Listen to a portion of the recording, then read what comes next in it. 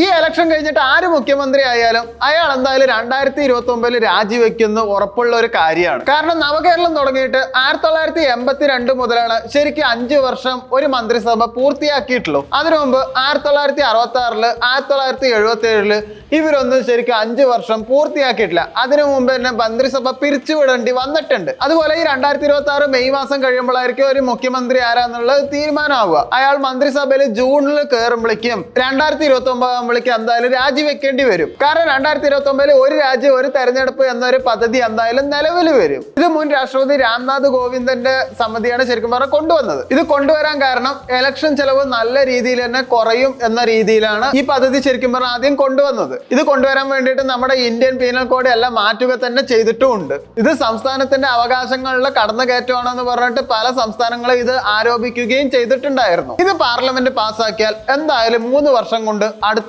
Election വരും. 2 വർഷം കഴിഞ്ഞതും എല്ലാവരും രാജിവെക്കേണ്ടിയും വരും. അവിടെ നിയമസഭ പിരിച്ചുവിടേണ്ടിയും വരും. ഇപ്പൊ മുൻ MLA-മാർക്കൊക്കെ എന്തായാലും പെൻഷൻ ഉണ്ടാവും. ഈ പെൻഷൻ അടക്കം പ്രതിസന്ധിയിലാവും. ഇലക്ഷൻ നടത്തുന്നത് പബ്ലിക് ഫണ്ട് ഉപയോഗിച്ചിട്ടും ഇവിടുന്ന് പിരിച്ചിട്ടൊക്കെയാണ് ശരിക്കും പറഞ്ഞാൽ ഓരോരോ പാർട്ടിക്കാർ ഇലക്ഷൻ നടത്തുന്നത്. ഈ ഫണ്ടിന് പ്രോബ്ലം വരാത്ത ഭരിക്കുന്ന പാർട്ടിയാണ്. അതായത് കേന്ദ്രത്തിൽ ഭരിക്കുന്ന പാർട്ടിക്ക് എന്തായാലും ഫണ്ട് കണ്ടുപിടിക്കാൻ എളുപ്പമായിരിക്കും. അതുപോലെ കേരളത്തിൽ ഭരിക്കണ പാർട്ടി CPM ആണ്. അവർക്കും ഫണ്ട് കണ്ടെത്താൻ എളുപ്പമായിരിക്കും. ഭരണമില്ലാത്ത പാർട്ടി കോൺഗ്രസ് തന്നെയാണ്. അത് കേന്ദ്രത്തിലായാലും കേരളത്തിലായിരിക്കും. ഇവർക്കാണ് ഫണ്ടിന് പ്രോബ്ലം വരിക. കോൺഗ്രസിന് ഈ ഇലക്ഷൻ നടത്താൻ തന്നെ ഫണ്ടില്ല എന്നുള്ളത് അത്യാവശ്യം എല്ലാവർക്കും അറിയാം.